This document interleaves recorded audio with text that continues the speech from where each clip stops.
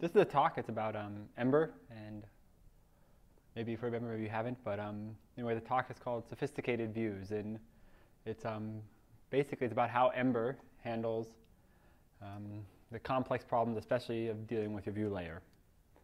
And that was a sophisticated guy for you to start you off. He's got his nice monocle there. But anyway, it's not about him. It's not about me either, but I'll tell you a little bit about myself before I get started here. My name's Peter. I'm an employee at a small company called Tilda, which, for those of you who maybe know the JavaScript community or know the Rails community, Tilda was founded by Yehuda Katz and Carl Lersch, who are both on the Rails core team, and Yehuda's also on the jQuery team and on the Ember team, and Tom Dale of the Ember team, and Leah Silber, Yehuda's wife, who's done a lot of jQuery comp organization and things like that. I'm really fortunate to work with some great people there. I'm on the Ember core team, so I'm one of the main people on that. I used to be on the Sprout core team, and I'm also a Ruby on Rails developer. So that's a little bit where I come from. And so then a little bit background about Ember. How many of you here are familiar with Ember? You know what I mean? Probably a lot of you have at least heard of it, even if you don't really know or. How many of you actually have not heard of Ember or like know nothing about it? Okay, so a few of you. So I'll give you. So for you guys, Ember is we call it a framework for creating ambitious web applications. So obviously web applications that run in your browser. Though we do have also people who are using it with PhoneGap running on mobile devices as well.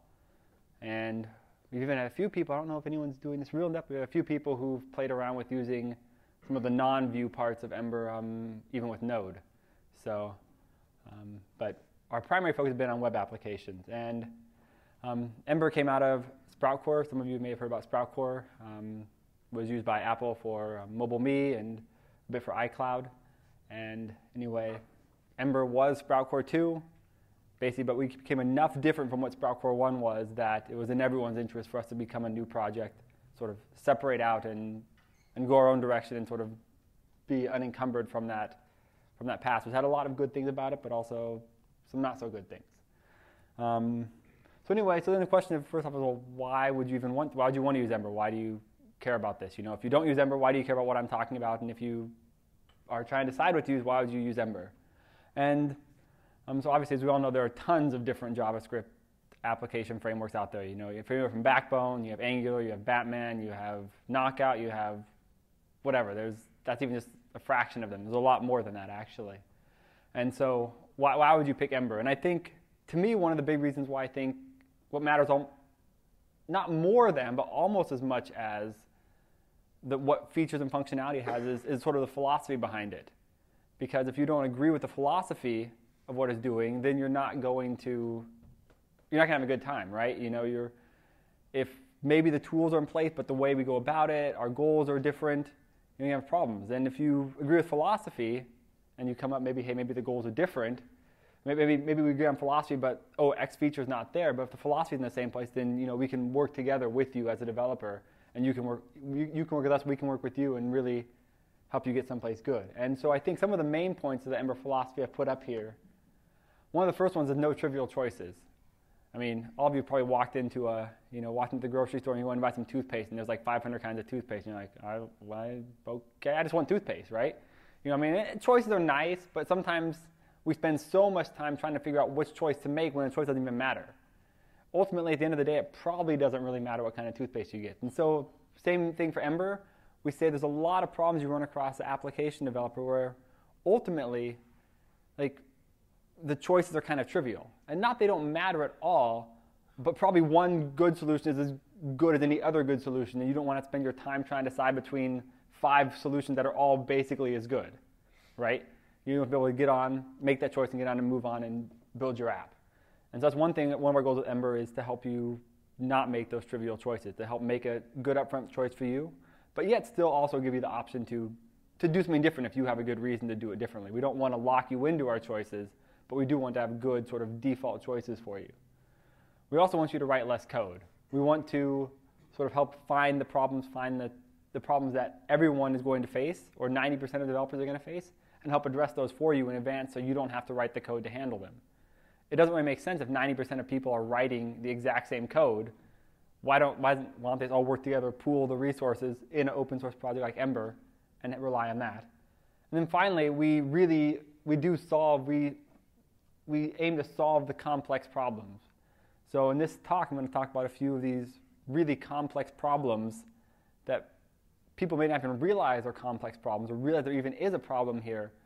But if you don't recognize and don't deal with, can end up with some significant difficulties in your application development.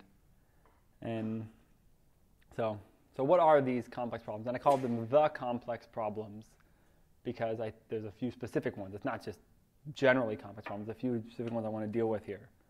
So basically, two of the problems I'm going to deal with, two of the main ones I'm going to focus on here are managing nested views and handling events. And so basically, for nested views, for those of you maybe who aren't familiar with all this concept, views are basically just sort of objects, sort of sections of your page on your screen that are encapsulated. So you can have multiple views that make up one page. And so basically you're writing to the DOM when you're doing this, and it's not too hard. To write to the DOM. It's pretty simple. It's basically document.write or using jQuery and appending. But when you start nesting views, when you have, say, a view inside another view, you can start running into problems. And two of these problems you run into are having sort of these zombie views and events, and you have also issues when you try to re-render, say, one of the views but not all of them. And so dealing with zombies, what I mean by a zombie here in this case is a view or event that doesn't die. You think it should be dead, but it's not. And so really the definition of a zombie, right? And so usually this is going to happen in a case where, say, you had a nested view. You have one view inside of another view, and the top one you re-render it, but you forget to get rid of the other one. Maybe you didn't do your bookkeeping properly, and so sort of this one's sitting around here. And not only is it an issue of memory leaks, it may still have event handlers tied in that are going to trigger when you don't expect them to. And so those are some of the issues that you have. And so really one of the big problems is some frameworks, especially, I'll pick for a moment on Backbone here, not because I hate Backbone or think it's terrible, but just because this is partly how one of our ways in which our philosophy differs. This is some actual code from the RDO app. This is a Backbone view teardown event here. And you look at this, it's going through here, and it's doing a bunch of cleanup, a lot of it removing a bunch of event listeners here, and it really doesn't look all that pretty. Prettiness aside, you can see how right here, it'd be very easy to forget one of these event listeners. If you add it somewhere and you forget to add it to the destroy method here, all of a sudden you'll have this event that gets created but never gets torn down. And so you might have a weird thing where you click on a button and all of a sudden an event triggers twice, and you're like, well, why the heck did that happen? And I think there's actually, I imagine that most of you, if you've worked on a Backbone app, maybe have sort of had to try to deal with this and address it. And if you do a search online for zombie events Backbone, there are articles about this. It's a common problem, right? And so this is something that Backbone obviously has a very minimalist philosophy and is happy to let you deal with these problems. But Ember, we say, hey, if 90% of developers deal with this problem, then let's try to help you fix it. And this is one of the things we want to deal with. Another here is I'll talk about nested views. And so, sorry it's a little bit small there, but hope you can get the idea. Basically, we have this top-level view here. We have an app view. Then we have this menu view, this is for Joe's Lamprey Shack. I think this is an example that Yehuda and Tom came up with that I stole from them. So I think Tom was playing a lot of World of Warcraft because I don't know why else we would have come up with this idea. But yeah, World of Warcraft. We actually have a product which has a code name of a World of Warcraft code name for it. It's Tom for you. But anyway, we have this app view, we have a menu view, and then we have these three different menu item views, right? And so the issue is, okay, that's great, but now what if we want to say, we're giving this interactive, and the user can go and they can change the opening times, and they go and they change the opening time from 9 a.m. to 8 a.m. And they have to re-render this whole view. But we have to make sure that we remember which child views to also re-render, right? Because if we blow away the DOM for this whole outer wrapper and don't properly blow away and recreate the children, then that's really how we end up with zombies, right? You see, it's very easy to sort of get rid of the top, but forget to get rid of the children or not deal with all of that properly. Not remember that these things are sort of nested within each other. And so that's one of the problems right there, also with the nesting that I was talking about. And then we also have this issue. We also have the issue of how do we handle events. And obviously, in any web application, you have a bunch of events you have to handle, right? You have to deal with, with mouse events. You have to deal with, hovers, all this kind of stuff. And probably a couple problems you have, and some of these are easily solved, some of them not so much. You have inconsistent browser behaviors. Not all browsers treat all events exactly the same. There's issues with how they handle event bubbling and different weird things like that. You also have the same issues we talked about with ZOMs a little bit earlier, where you have to remember not only to set up all of your events, you have to tear them down properly. And then you have an issue of performance. If you have a lot of event handlers, you can have performance issues. For instance, if you have this really long list and you assign an individual event handler to every item in the list, not only do you have to track them all, you have to make sure that there's also performance issues. If you have a bunch of event handlers like this, there can be problems. And so Ember attempts to sort of come up with solutions for some of these difficult issues. And so one of the first things that Ember does is Ember has a notion of built-in notion of child views, which basically, so views have children, views know about their children, and that does a lot. It has two significant benefits right off the bat. First, it gives you smarter re-rendering. So if you tear down a parent, it knows about its children. It can tear down the children and re-render as necessary. It also gives you, because of the way Ember works, gives you automatic binding and observer cleanup. Ember has the concept of bindings and observers. And basically happens is Ember, when you destroy an object, it cleans up all the bindings and observers. And so if you destroy a parent view, that knows to clean up its children, and the children clean up their children, and everything sort of gets cleaned up real nicely. You don't have to worry about all these, well, I remember I set up over here, and I have to remember to tear it back down over here. Ember does a lot of that for you if you sort of set up your things properly. And so then, under our previous example we saw, this is an example under Ember. Is you have this app view on the top, and you have the menu view as a child view of the app view, and then the menu view itself has 3 child menu item views. And so basically what happens to say you want to change from 8 a.m. to 9 a.m. to 8 a.m., the app view will say, hey, we're going to re-render, and so the app view then tells its child views, hey, we're going to re-render, and then they tell its children, we're going to re-render. And so each one of those re-renders and sort of cleans itself up, and they all get removed from the DOM, torn down. Then we build the parent, and then we build back in the children. And so all that kind of stuff that with, say, a library like Backbone that's very minimalist, you would have to sort of manage and build your whole view handling layer on top of Backbone. We do that for you. And it's really interesting. I think I've only just glanced at it, but from what I've heard from other people, and someone correct me if I'm wrong here, but there's a sort of a getting started with Backbone. I think there's a book, a very popular ebook on it, and basically they actually have to walk you through how to sort of create a view management layer on how to do all this. And you're like, well, if the default getting started book is telling you how to build this view management layer, maybe it's just be part of the library. And that's something that we basically with Ember said, hey, we'll do this for you. And the issue, obviously, if you do it yourself, there's all these little edge cases that you might not think of at first.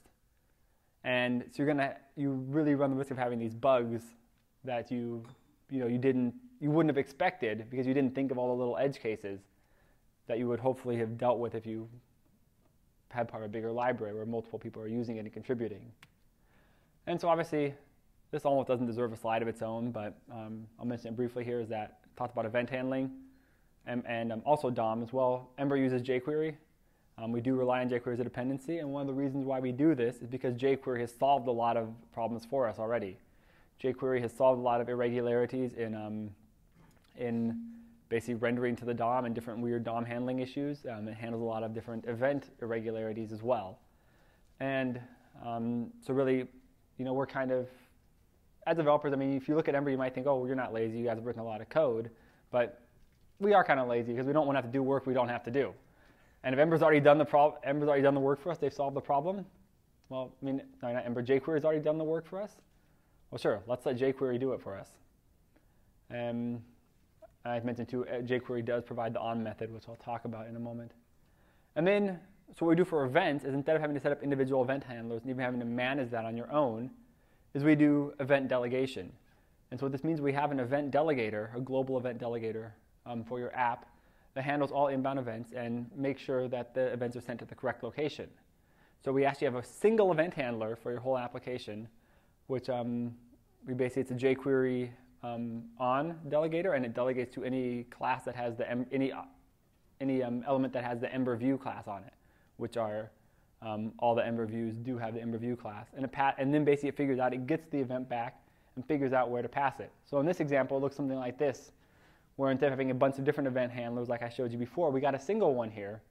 And so what happens is you see it looks at what the target is, finds the target, then in this case it will find the closest list item, and then can send stuff there. So what we do in Ember is we see what the target of the event was, we find the closest Ember view, and then we can actually pass it on to the view.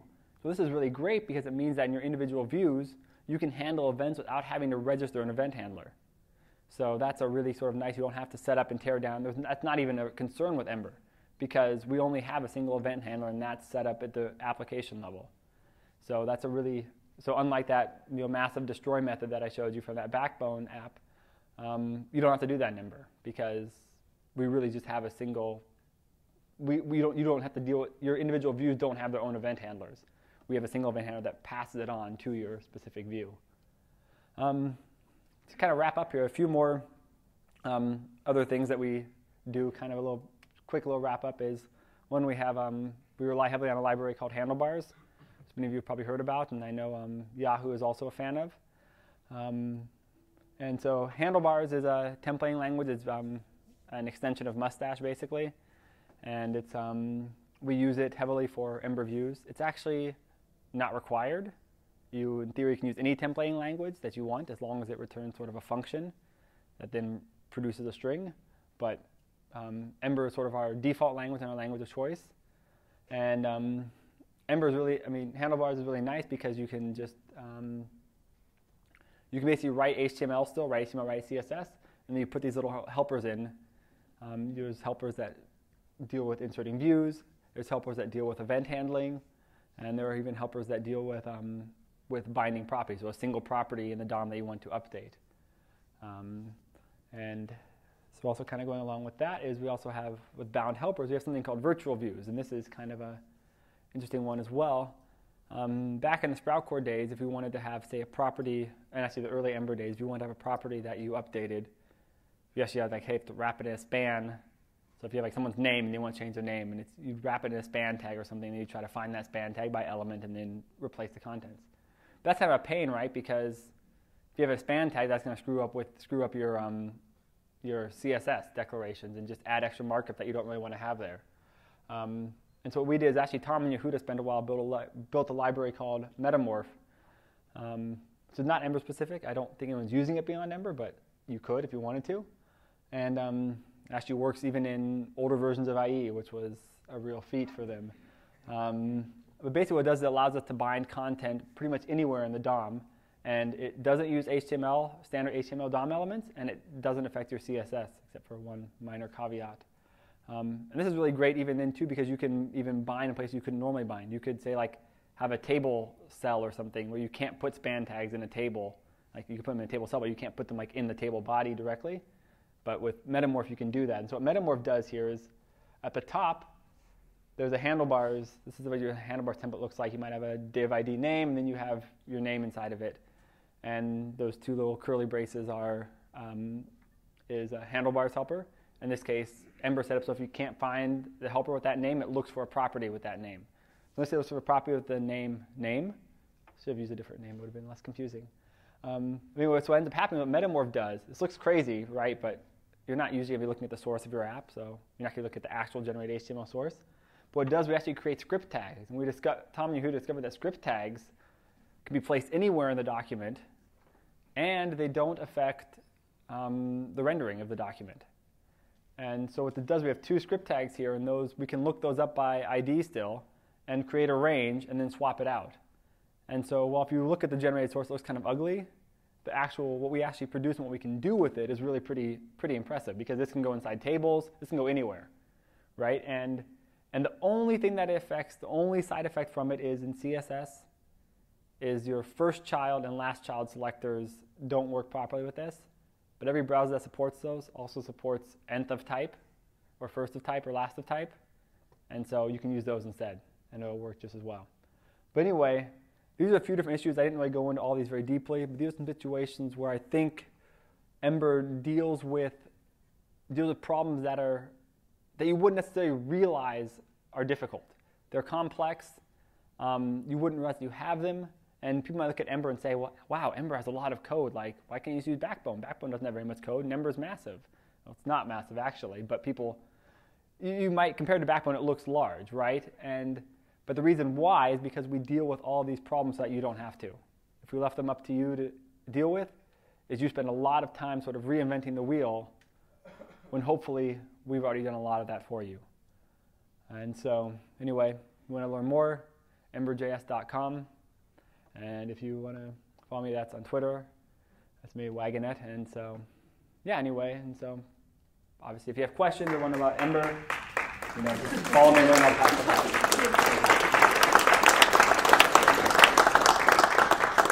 I see a question over here. What is the CSS caveat here? Oh, sorry. I said it was that first child and last child. The first child and last child selectors don't work properly. You have to use first of type or last of type.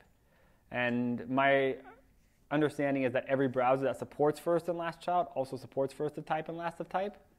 So in practice, it's not really an issue. Yeah. You've shown us a kind of perspective where you say Ember.js is better than Backbone in some ways. What things about Backbone do you think are better than Ember.js? I would say, to me, I don't know, for those of you who are familiar, I mean, Backbone sort of strikes me as, say, like Sinatra to Rails. That's not going to make sense to all of you if you aren't familiar with Sinatra and Rails, but it's sort of if I'm writing like a really simple, sort of basic little like back-end server, like I'm a big fan of Rails, but I use Sinatra if I'm writing something really basic, right? If I was writing something really basic, just really like a single app with maybe a little bit of interaction. I know, for instance, 37 Signals, I believe they wrote their like a calendar in Backbone. Just basically just a calendar, that's all it is. If you're doing something like on that level, Backbone might be a good option for you. If you're really writing like I think a full-blown application, we kind of said ambitious applications is what our little tagline.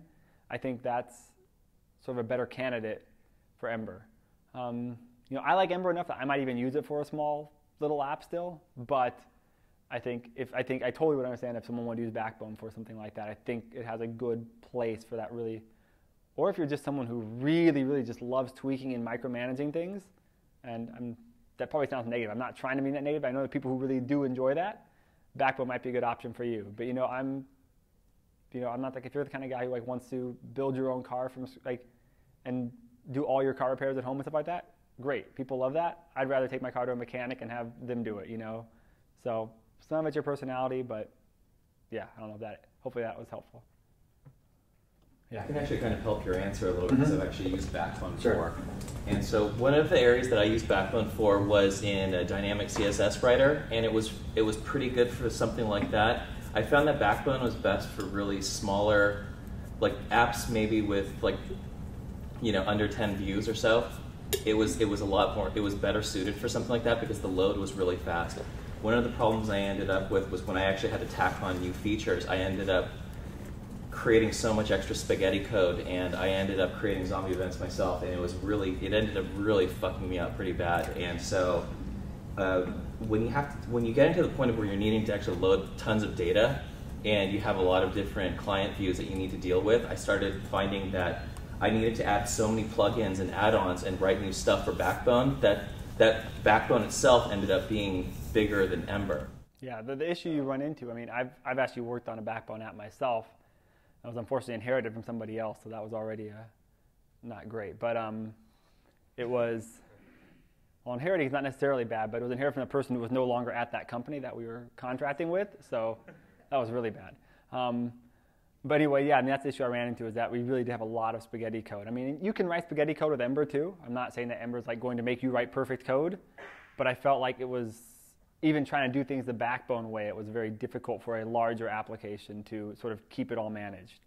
But again, I think you're right. For like a small application with like less than 10 views or something like that, I think it would be great. Really, it was actually very performing. It was fast, and one of the things, one of the caveat though is like, I don't actually know for sure if Node, if I would have actually put Node in the back end, if that actually would have helped. It might have helped a little bit, but with the current, we're actually writing a publishing app right now, and we're actually using Ember to write it because the application is pretty complex. But we're actually running it out of a Node API server right now. So to be fair, I'm not exactly sure if Backbone plus Node would have helped in like as a Node API server with Backbone. It probably would have helped some of the load, but overall, it was just less work to actually go the Ember route. So that was my little.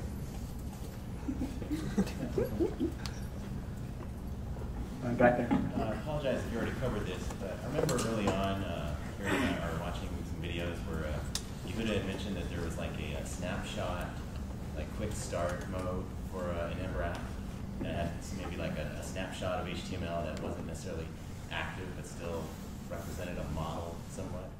Yeah, I'm not quite sure what he would have been referring to. I know lots has changed since Yeah. going for 1.0. I know definitely we've yeah, I wouldn't say we have a specific quick start mode. I know we've been doing some experimenting. We have we actually have a client of ours for Tilda who needs once basically search engine to be able to be searchable their content, and so we're actually going to be working on getting Ember running on Node to pre-render some of the page contents.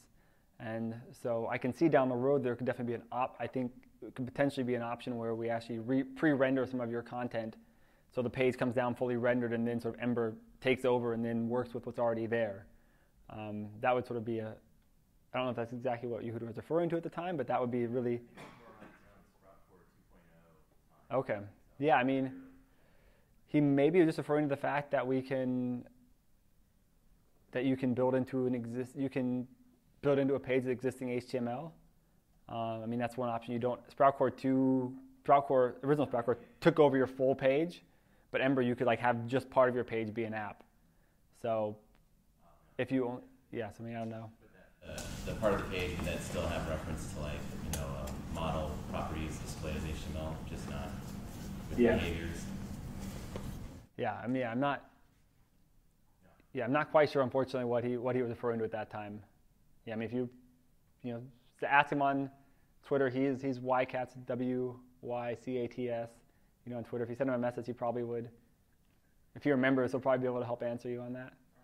He's pretty responsive on there. I see another hand back there somewhere. No, I'm good. In building Ember apps, and you guys at Tilda have the most experience. Do you guys see yourselves going outside of the MVC pattern, or do you guys see yourselves in different or new patterns outside of sticking everything kind of in the model of you a controller? Well, I mean, Ember's already, we've sort of broken out of that pattern partly by the fact that we have state managers, right? We have a,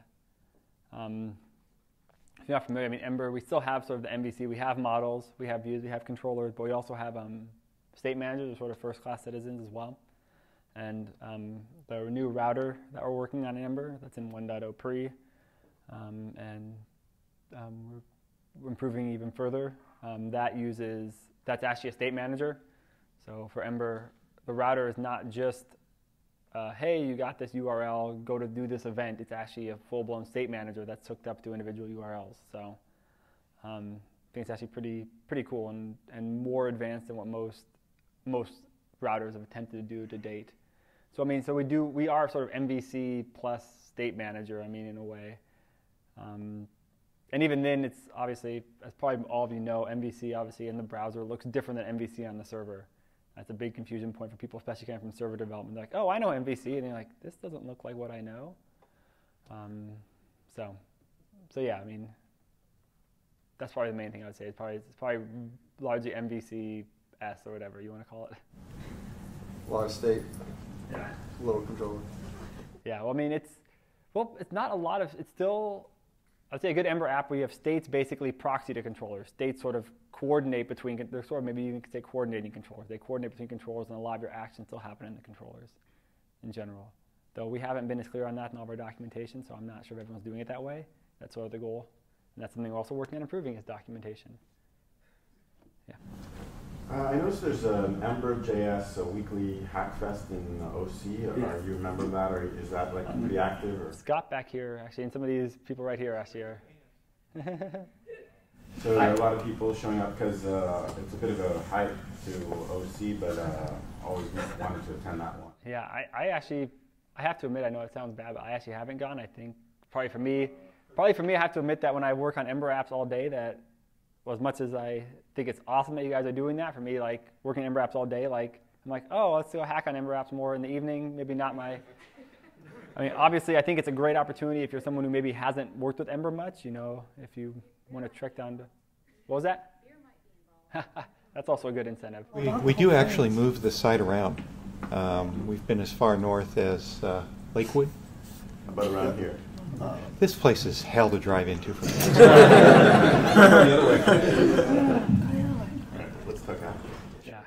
Anyway, yeah, I mean, so I think, and I definitely would, I mean, also something too, I mean, if you want to follow me on Twitter or just keep an eye out, as sort of the Ember community grows, I'm definitely interested in trying to, you know, do more Ember-specific meetups, you know, especially with Scott and these guys, you know, maybe having some Ember talks, just more focused on Ember just for people who are specifically interested in learning about Ember.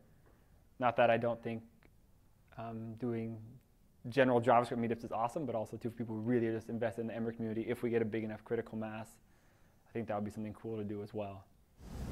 We do find that sitting together and pair programming this, we go at least 3 times faster because there is this learning curve, and it's very, very satisfying comparison then to sit there and go, this doesn't look familiar to me. Oh my God. Yeah. You know, so. I think I'm almost out of time here. Anyone, any other questions before we wrap up? All right. That's it. I mean, if you want to hit me up afterwards, I'll have to